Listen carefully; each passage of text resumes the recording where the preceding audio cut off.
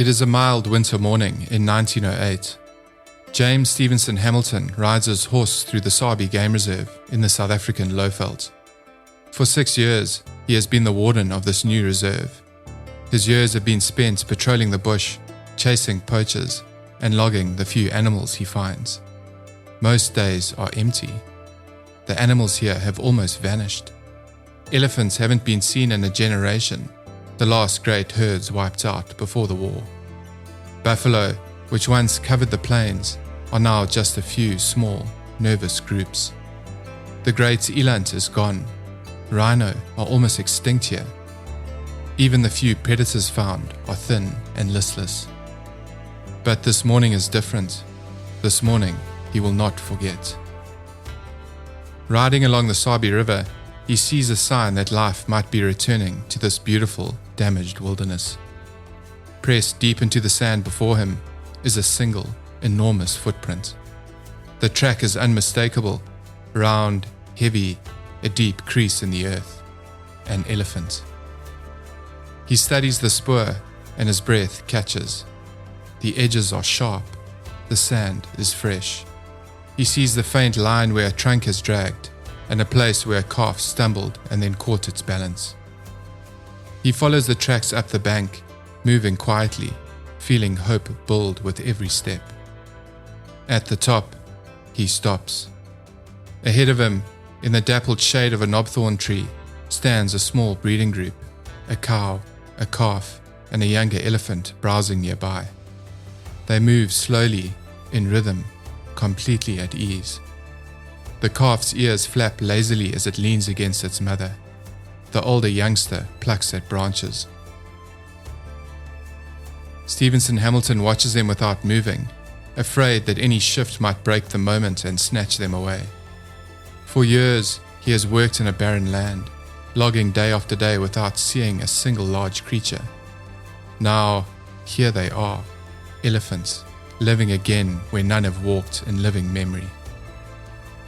But as he absorbs the deep peace of the scene, a familiar, cold weight settles over his hope. Do these elephants sense how fragile this moment truly is? The warden understands that the simple presence of life is not enough. The land might remember its giants, but the forces that have driven them out, the hunters, the greed, the politics, still press hard against the edges of his struggling, wild reserve. Because the story of how this ravaged wilderness became one of the world's greatest national parks began long before these few elephants returned. It began long before Stevenson-Hamilton first stepped out of a tent beneath a marula tree, exhausted by war and surprised by what he found. To understand how Kruger National Park was made, we must return to the beginning. Not the beginning of the park, but to the beginning of its unraveling. This is not just a conservation story, it's more than a story.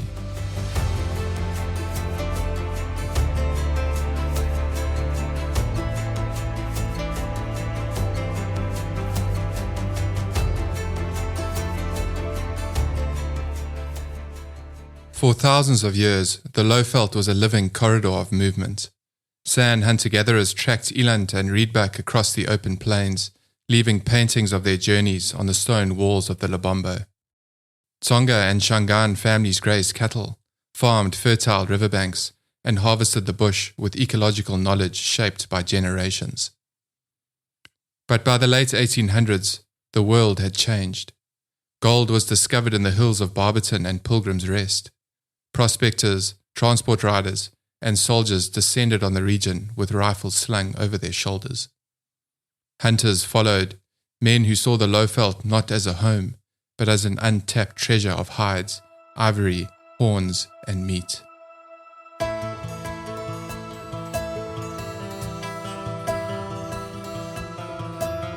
In the decades before the Anglo-Boer War, the Transvaal Lowveld, once described as red with impala, was scoured bare.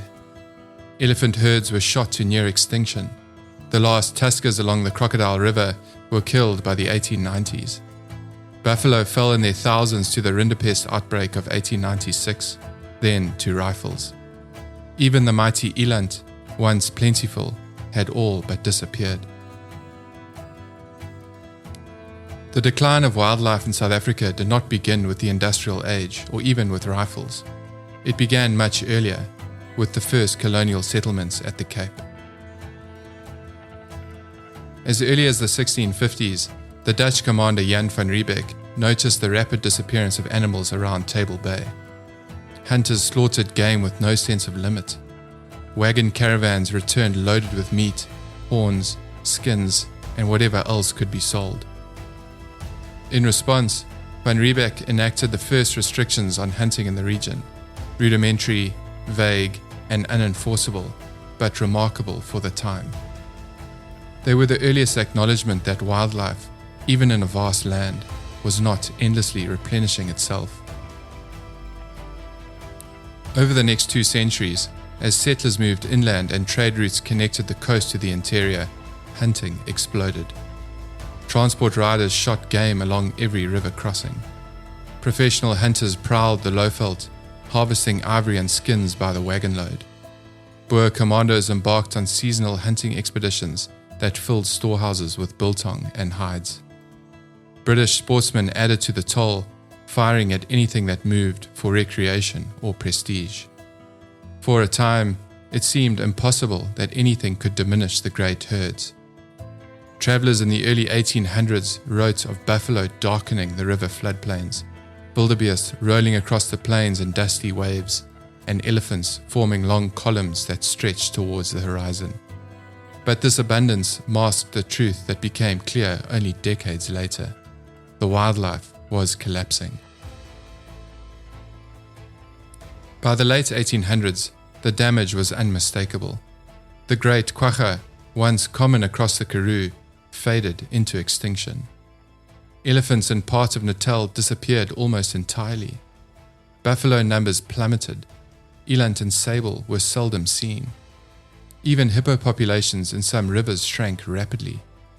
The land seemed exhausted, hunted into silence by generations who assumed its bounty was infinite. Warnings began to appear in government reports, missionary letters, and naturalist journals.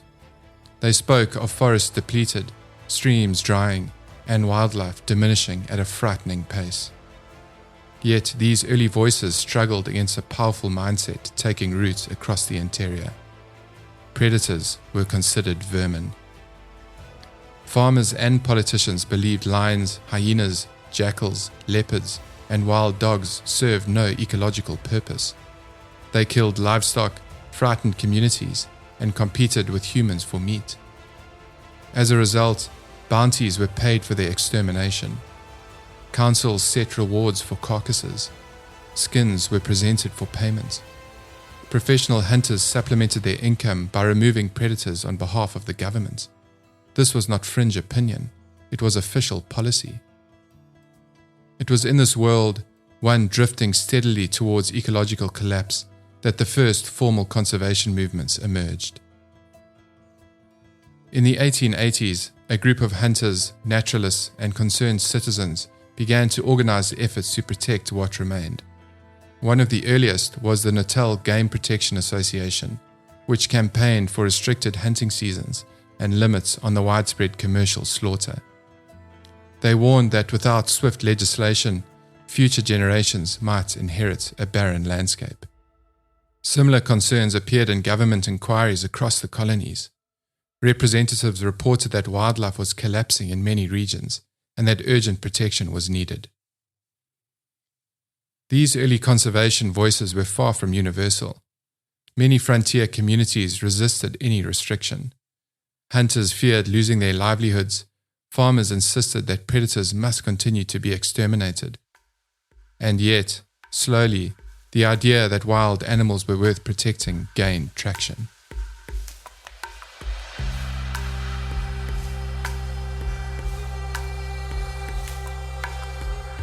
It was during this rising tide of concern that Paul Kruger, President of the South African Republic, began contemplating a game reserve in the Lowveld. Kruger was not a modern environmentalist. His decisions were practical, laced with the political pressures of his era. But he saw what others missed, a wilderness collapsing under the weight of human greed. In 1898, Against resistance from settlers and hunters, he proclaimed the Sabi Game Reserve, the first attempt in southern Africa to protect a tract of land for its wildlife. Its boundaries, sketched between the Sabi and Crocodile rivers, were legally recognized but loosely enforced. It was a radical act for its time. Across the continent, colonial governments were claiming land for industry, not for preservation. But Kruger's vision went against the tide. His reserve would be a sanctuary for animals hunted to the brink. It was a fragile promise, one that war would soon nearly destroy.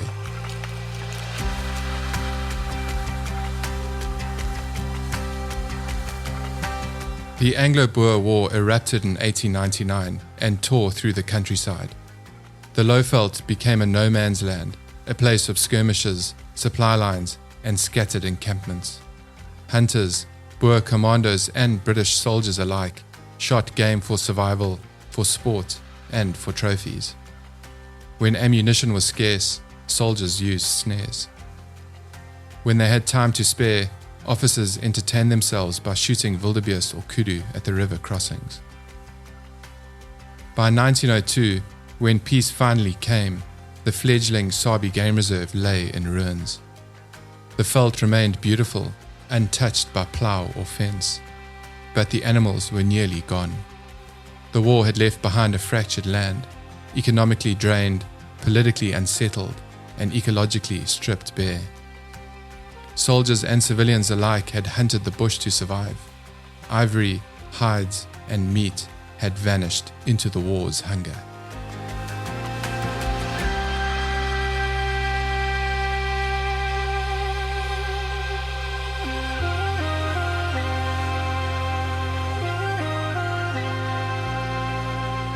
It was into this silence that the new warden rode. The man chosen to revive the Sabi Reserve was not an obvious saviour. James Stevenson-Hamilton, former officer of the 6th Dragoons, had expected a more prestigious position. He was 33, fresh from the British Army, and utterly unprepared for what he found. But the bush, its solitude, its severity, changed him.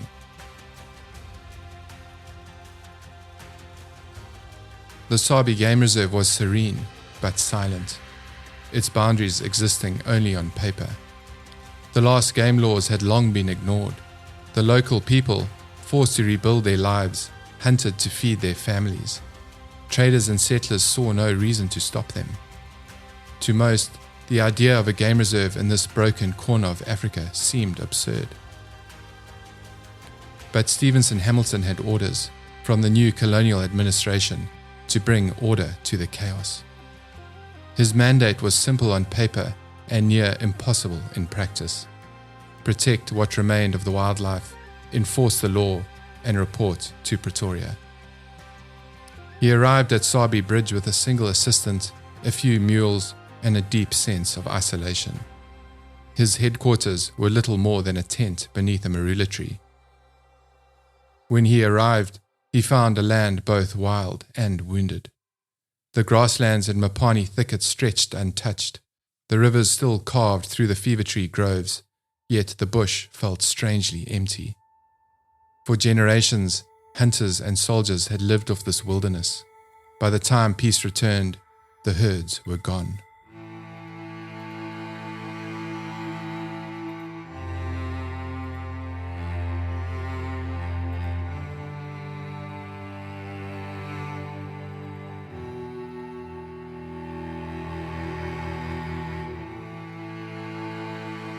His early records showed just how barren the wilderness had become. Elephants had vanished completely, white rhinos were extinct, and the few black rhinos that remained hid deep in the thorn. Buffalo, once darkening the plains in their thousands, were reduced to a handful. The great eland had disappeared, and even the sturdy wildebeest and kudu had grown scarce.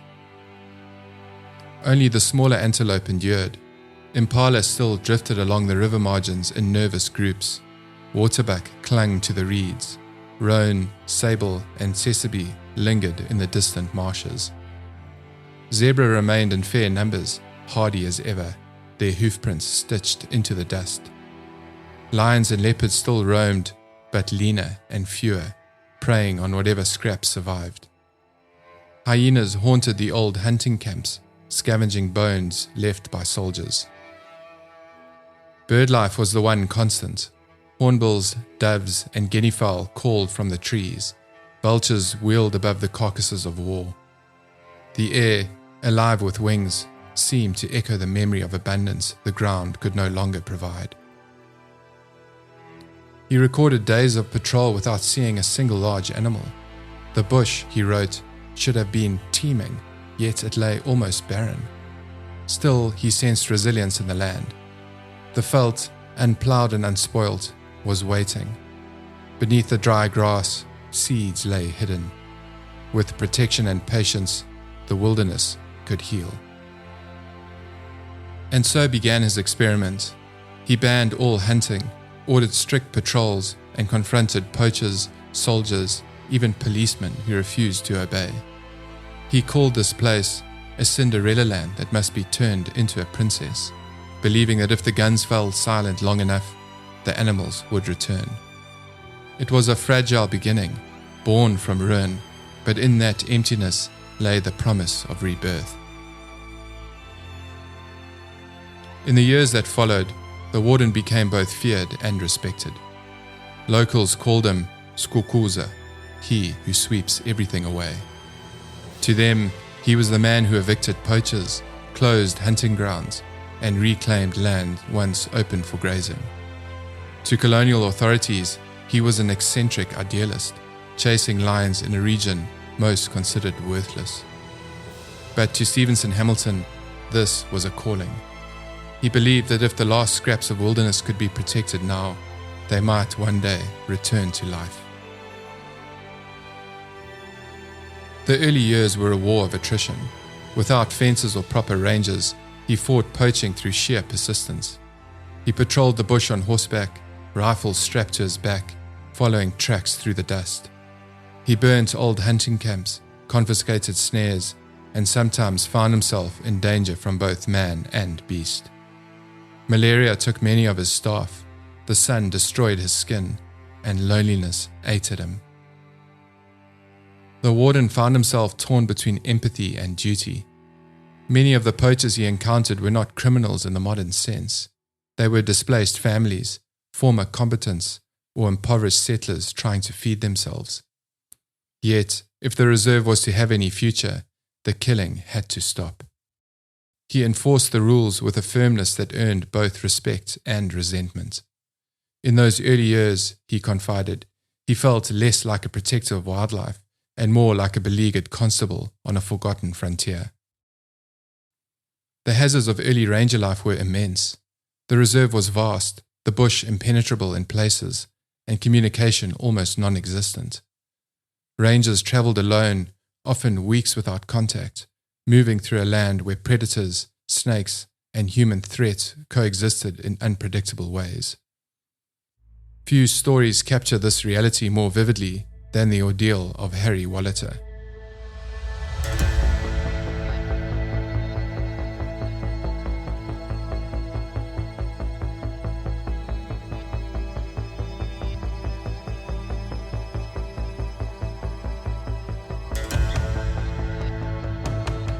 It happened in 1903, not long after the reserve had begun to steady itself. Wallater was riding at dusk near the Letaba River, returning from his long patrol. His horse's hooves beat a quiet rhythm in the softened earth when two lions burst from the tall grass. One sprang directly onto the horse's hindquarters, dragging Wallater to the ground. The second lion hovered nearby, waiting. The first clamped its jaws around Wallater's shoulder and began dragging him into the darkness. He fought to remain conscious. His hand found the small sheath knife on his belt, and with the last of his strength, he managed to strike upward, feeling the blade sink again and again into the lion's chest. The animal released him, staggered back, and collapsed. The second lion retreated into the shadows. Wallater crawled towards a small thorn tree and dragged himself onto its lower branches, half delirious, blood pouring from his wounds. Hours later, his assistants found him. The lion he had killed lay nearby. That night became legend, retold around campfires, whispered by tourists decades later, and preserved in the museum at Skukuza, where the lion's skin still hangs. But for the early rangers, it was more than folklore. It reminded them that the wilderness they protected was both beautiful and fiercely indifferent. They were custodians, yes, but never conquerors. By 1910, evidence of recovery appeared. Impala formed small herds again, zebra grew bolder, buffalo calves were sighted near the Sabi.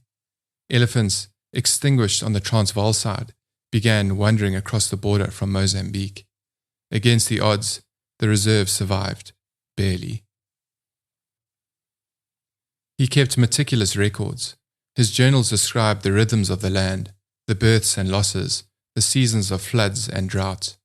He understood, long before modern ecology, that the survival of one species depended on the balance of many. For him, conservation was not sentiment, it was science, patience, and discipline. Yet not everyone shared his vision. Farmers near the reserve complained that lions killed their cattle.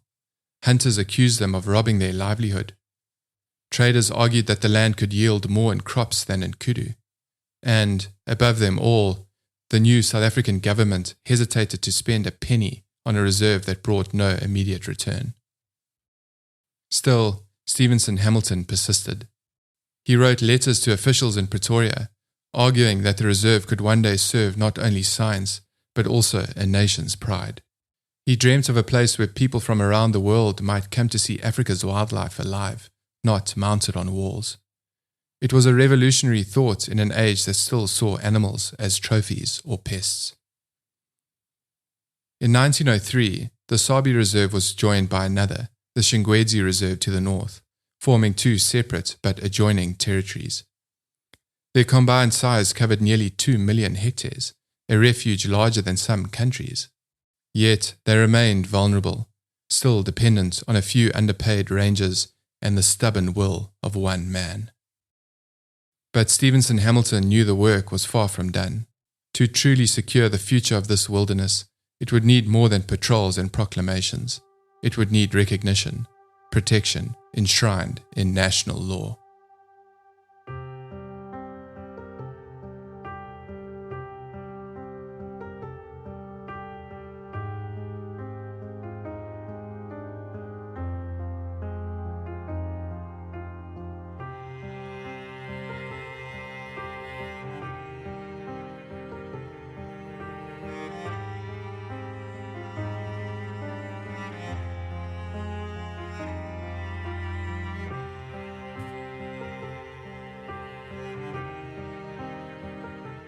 By the early 1920s, the Sabi and Xingwedzi Game Reserves stood like two lonely outposts of wilderness in a rapidly changing country.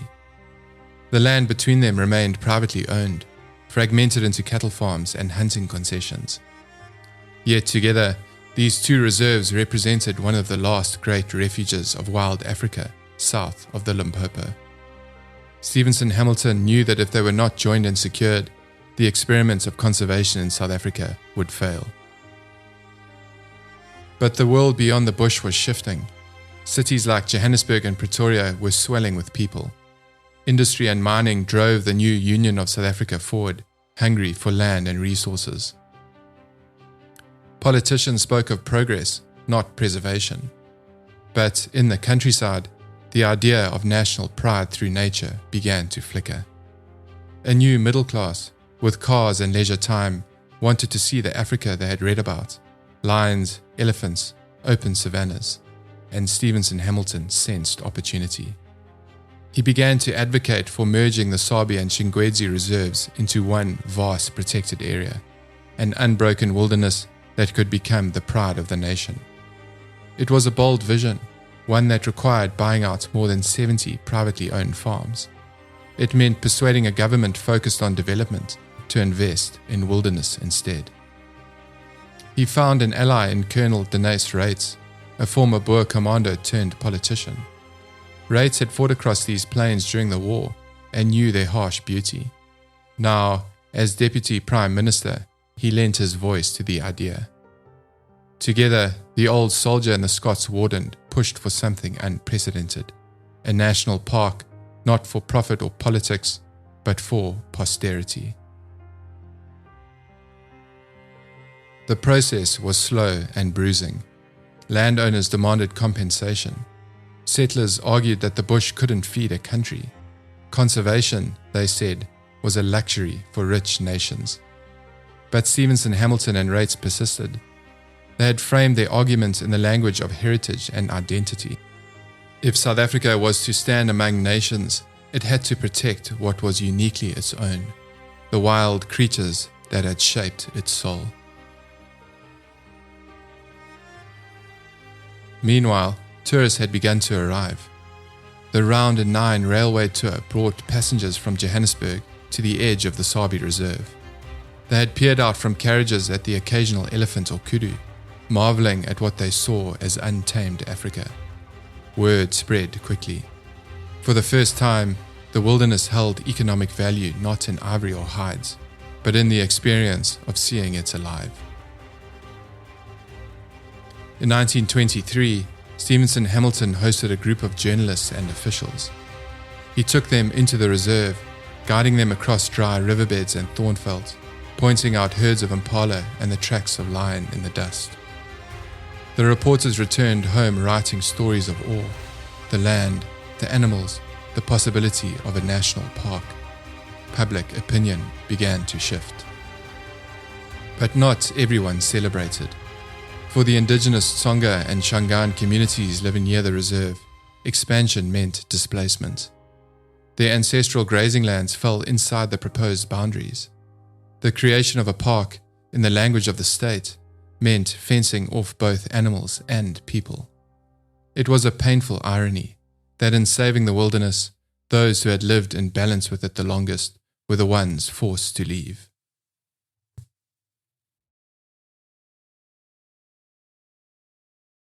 Still, the political tide moved forward. In 1926, after years of lobbying, the government agreed. The two reserves were merged, and the land in between them was acquired to form a single, continuous protected area stretching nearly 20,000 square kilometers.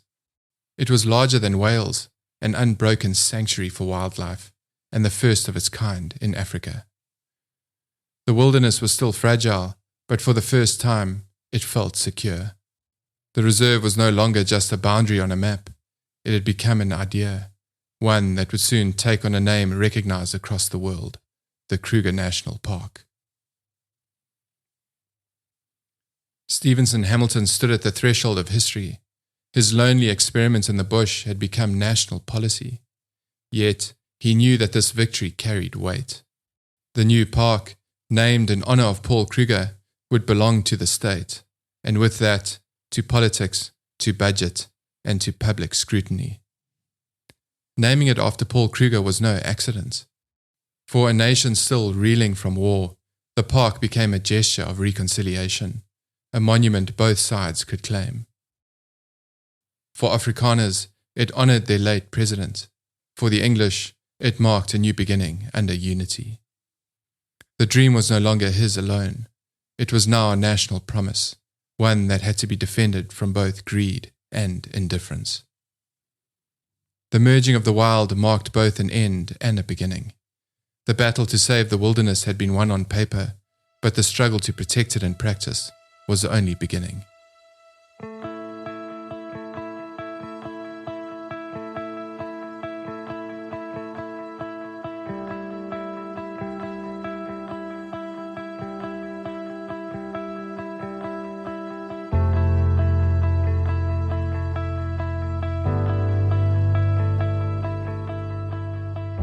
In May 1926, the South African Parliament passed the National Parks Act, officially creating the Kruger National Park.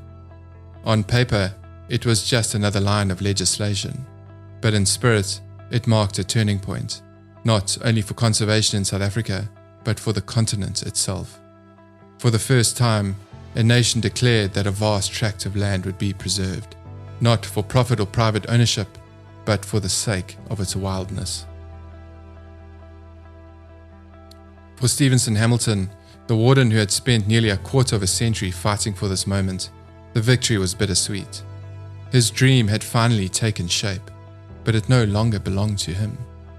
The park now fell under a newly formed National Parks Board, a committee of bureaucrats, politicians, and businessmen. They admired his work, but they had their own ideas about the park's future. Stevenson-Hamilton knew that his vision of a true wilderness sanctuary, protected from all exploitation, may not survive the pressures that came with success. The first tourists arrived a year later. 3 cars made the journey along the dusty, rutted tracks that cut through the park's southern section. Their visit was short, awkward, and cautious. The road conditions were poor and the facilities non-existent. The travelers slept in their vehicles, surrounded by the strange noises of the African night: hyenas whooping, insects buzzing, lions roaring in the distance. Yet, despite the discomfort, the experience captured the public imagination. Newspapers described the trip as an adventure, a glimpse of the old Africa before farms and cities took its place. By the end of the decade, hundreds of cars followed the same path. Tourism began to transform the Kruger. Roads were graded, rest camps built, bridges reinforced. Rangers now found themselves guiding tourists instead of chasing poachers. The park became a symbol of national pride, a place where South Africans could claim a shared heritage, a natural wonder belonging to them all. In those early years, visitors camped under the open sky. Pretoria's Corp, the first rest camp, offered only a bucket shower and a fire pit. Yet, to the early travelers, it felt like paradise. By 1935, more than 25,000 people were visiting the park each year. 2 more rest camps, Sotara and Skukuza, grew from simple circles of huts to established facilities. A bucket shower, a fire pit, and a tin cup of coffee under the stars was all a visitor needed. But progress came with compromise. Stevenson-Hamilton watched as the quiet of the bush was replaced by the sputter of engines and the chatter of sightseers. He knew this attention was essential. Without it, the park might lose its political support. Yet, each new visitor brought a reminder that the wilderness he fought to protect was slowly being tamed. Managing this fragile balance became the park's defining struggle. Poaching remained a constant threat. Farmers beyond the park's boundaries complained that lions and elephants destroyed their cattle and crops. During the wet season, the Sabi River flooded and washed away the few roads that existed, isolating rangers for weeks. Malaria continued to claim lives. Still, the rangers endured. They repaired bridges, patrolled on horseback, and recorded every animal sighted and lost. Slowly, their data built one of the earliest systematic understandings of wildlife ecology in Africa. Meanwhile, the National Parks Board wrestled with its own dilemma: how to finance the park's upkeep. The board promoted tourism aggressively, printing brochures, inviting journalists, and courting foreign visitors. The Kruger became a destination not just for scientists or hunters, but for families seeking adventure. Its image shifted from wild frontier to patriotic playground. The transformation was swift and profound. The Kruger was no longer an obscure reserve in the Lowveld. It was a national institution, a place that embodied both the pride and contradictions of a young country. For white South Africans, it became a symbol of order and progress, a triumph of civilization over chaos. Yet, for many of the indigenous communities who once lived within its borders, it was a reminder of exclusion.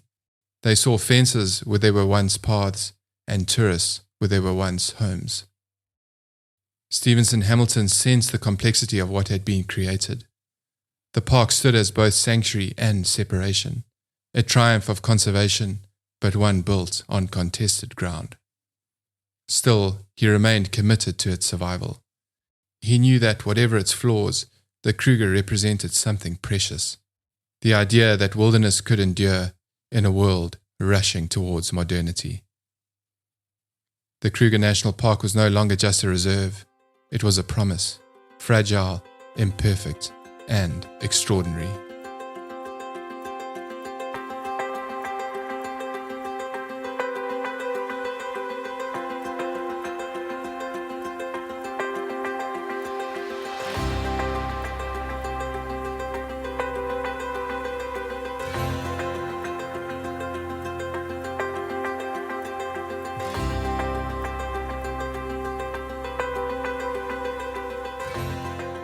By the 1940s, the Kruger National Park was secure in law, but its identity was still being shaped. The fences were up, the gates were open, and the world beyond the bush was changing fast. Cars were multiplying on South Africa's roads, and so were visitors to Kruger. What began as a quiet reserve for science and protection was becoming a public attraction, an emblem of national pride. But beneath that triumph lay tension. Every new milestone of progress brought another moral question.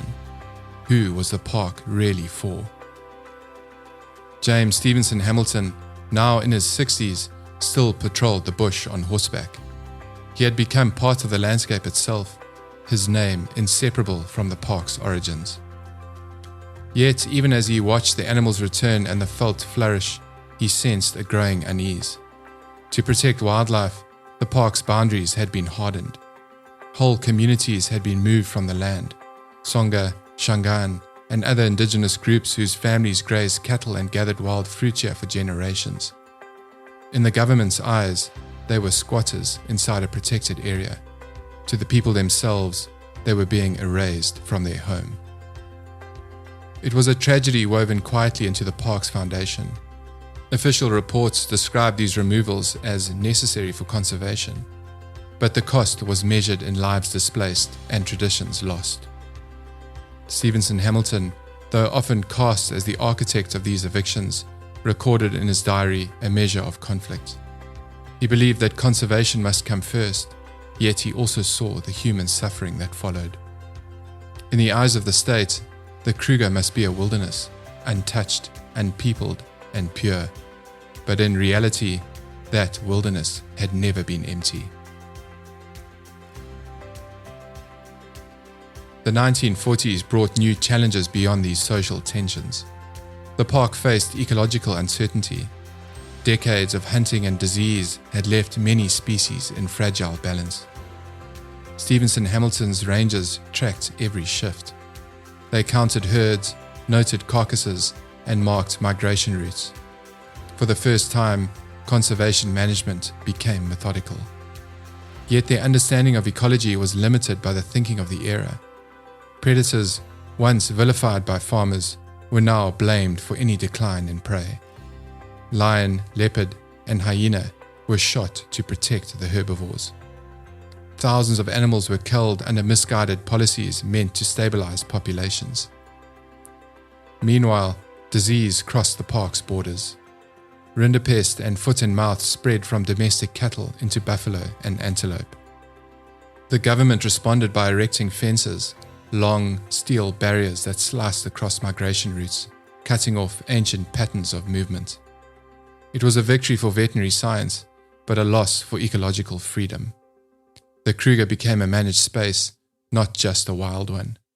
The modern conservation era had begun. Amid these pressures, Stevenson-Hamilton retired in 1946. His departure marked the end of an age defined by personal vision. For 44 years, he had ruled the Kruger almost like a kingdom, alone, stubborn, and uncompromising. Now, as new administrators took over, the park entered the bureaucratic world of modern management. Conservation became less about intuition and more about policy. Research stations were established, roads improved, and tourist lodges expanded. The park began to resemble the one millions know today, a carefully managed wilderness shaped by human decisions as much as by nature itself. But even as the infrastructure improved, a new kind of threat emerged. South Africa was entering the years of apartheid. National parks, once symbols of unity, now became markers of exclusion. Kruger, with its roads, rest camps, and white visitors, reflected the inequalities of the country it belonged to. Black South Africans were largely absent from its story, except as labourers maintaining the grounds, building fences, or serving in rest camps they could not enjoy. Still, the land endured. The animals thrived in numbers unseen since the 19th century. Elephants, once hunted to near extinction, now roamed freely again. Lions returned in force. The bushveld breathed. But the human cost, communities displaced, voices silenced, lingered beneath the surface. It was the unseen shadow of Kruger's success.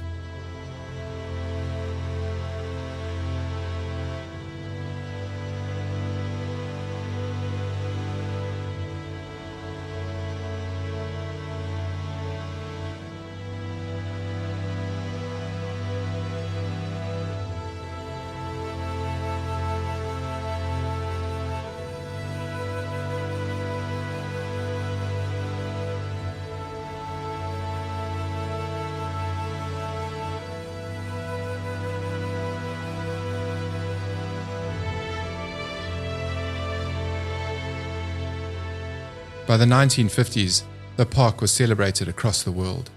Tourists poured through its gates, photographers captured its grandeur, and children learned to whisper its name with pride. Yet, behind the postcard image lay a deeper question. What did it mean to protect wilderness by pushing people away from it? It was a question South Africa would return to decades later, when the fences of politics and conservation began to be re-examined. Kruger stood as both sanctuary and paradox, a haven for animals, a monument to human ambition, and a reflection of a nation wrestling with its own identity. The lion still roared, the river still ran, but the Kruger was no longer just about saving the wild. It was about learning what it truly meant to share it. Through the apartheid years, Kruger continued to thrive as a sanctuary for wildlife, but remained closed off to most of the people whose ancestors had once lived within its borders. For white South Africans, the park became a cherished symbol of national heritage. For black South Africans, it represented something different, a reminder of dispossession, a landscape once shared, now fenced and restricted. Rangers patrolled its borders with rifles and radios, but the deeper lines, the social ones, remained unspoken and unresolved. By the 1980s, the park faced new challenges. Poaching rose sharply, driven by the global demand for ivory and rhino horn. Armed units were deployed across the reserve. Helicopters swept over the bush, tracking poachers through dust and heat. For the first time since its creation, Kruger became a battleground again, not against colonists or settlers, but against organized crime and poverty pressing in from every side. Conservation was no longer a matter of science, it was a matter of survival. Even with fences and rangers, the war never truly ended, it just changed weapons. In the 1920s, hundreds of poachers were being arrested each year, most of them desperate men feeding families. Decades later, the same struggle continued. In 2014, more than 1,000 rhinos were slaughtered within these same boundaries. The battle for Kruger had never really stopped. At the same time, a quiet transformation was taking shape. Researchers began to question the old methods, culling predators, fencing migration routes, excluding communities. A new generation of ecologists saw the park not as an isolated sanctuary, but as part of a larger, living system. They studied how elephants shaped vegetation, how rivers moved nutrients, how every species fitted within an intricate web of balance. The idea of fortress conservation, once celebrated, started to soften. Kruger began to open its mind, if not yet its borders. When apartheid ended in the 1990s, the park entered a new era. Its gates were still guarded, but its purpose was being redefined. The new democratic government saw Kruger as both a heritage site and a symbol of reconciliation. The fences that once marked separation now represented an opportunity for restoration. Land restitution claims began to surface, the most notable from the Makuleke community in the far north. Their land was seized in 1969, and for decades they were denied access. In 1998, after long negotiation, it was returned, not for settlement, but for co-management. The Makuleke people chose partnership over displacement, establishing lodges and guarding operations that benefited both conservation and community. It was a moment of profound symmetry. The park, once born through exclusion, began to evolve through inclusion. The very people once removed from the land now helped to protect it. Kruger became part of a broader vision, the Great Limpopo Transfrontier Park, linking it to reserves in Mozambique and Zimbabwe, erasing artificial borders between countries as well as species. The dream of an open, connected wilderness, first imagined by Paul Kruger more than a century earlier, found a new expression in a changing world.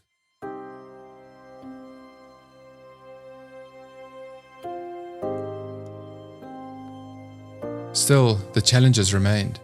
Poaching persisted, fueled by global black markets. Tourism brought jobs and funding, but also strain.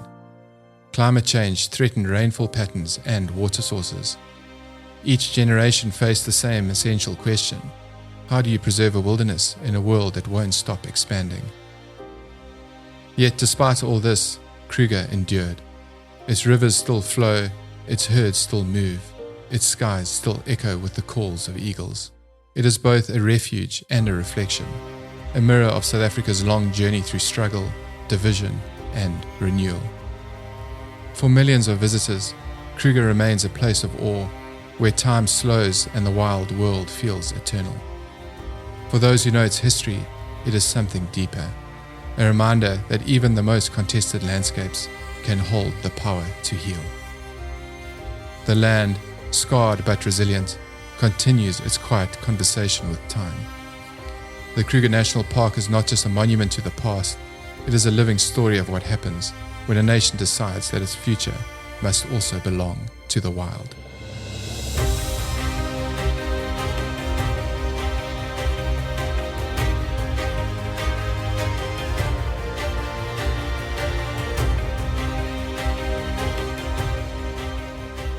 The Kruger National Park stands today as both a sanctuary and a symbol, its story inseparable from the story of South Africa itself.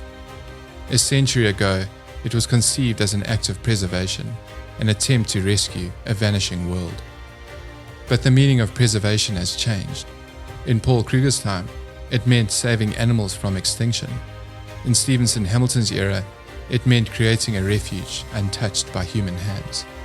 Today, it means something larger, finding harmony between people and the natural systems that sustain them. Conservation is no longer about walls, it is about connections between nations, between species, and between past and present.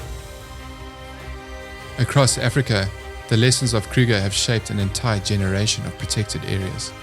From Etosha to the Serengeti, from Gorongosa to Chobe, the principles born here, law, protection, restoration, became the foundation for a continental movement. Yet, Kruger's influence also carries a warning. The early belief that wilderness must be isolated from people created deep wounds that still demand healing. Many African parks still wrestle with this legacy, how to protect nature without excluding those who depend on it. In recent years, Kruger has begun to answer that question in new ways. Community-based conservation programs now stretch across its borders. Local villages share in tourism income, manage land adjacent to the park, and take part in anti-poaching operations. Education programs bring children from nearby schools into the park, many seeing its wildlife for the first time. The fences that once kept people out now serve as reminders of what inclusion can rebuild. The park, long defined by separation, is learning to become a bridge. But the future of Kruger and of African conservation remains uncertain. Climate change brings longer droughts and harsher floods. Human populations grow and land hunger follows. Poaching syndicates, armed with drones and automatic rifles, test the park's defenses daily. Each crisis reminds us that the idea of Kruger, this living, breathing wilderness, is fragile. The struggle that began in 1898 has never truly ended. It has only changed form.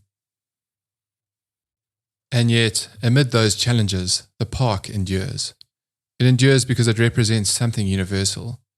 The belief that nature has value beyond economics, beyond politics, beyond human need. When elephants cross the Limpopo at dawn, or lions rest under marula trees, they are not just part of a landscape. They are part of a memory, one that stretches back through millennia of coexistence between people and the wild. Standing at one of Kruger's lookout points today, you see more than rivers and plains. You see layers of time. The ancient tracks of hunter-gatherers who once followed game through this land, the colonial roads built for wagons and rifles, the ranger posts that mark the beginning of modern conservation.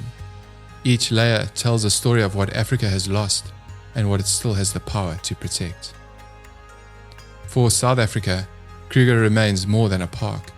It is a mirror of the country's own transformation, from division to unity, from exploitation to stewardship. Its history reminds us that healing the land often goes hand in hand with healing ourselves. The park's animals may never know that, but the people who walk its trails and drive its roads can feel it in the stillness of the bush, the sense that something vast and timeless continues despite us and because of us. The Kruger National Park is not just a story of conservation. It is a story of identity, of memory, and of resilience. It reminds us that the future of Africa's wild places depends not on preserving the past, but on learning from it, and on realizing that in saving the wild, we also save something of ourselves.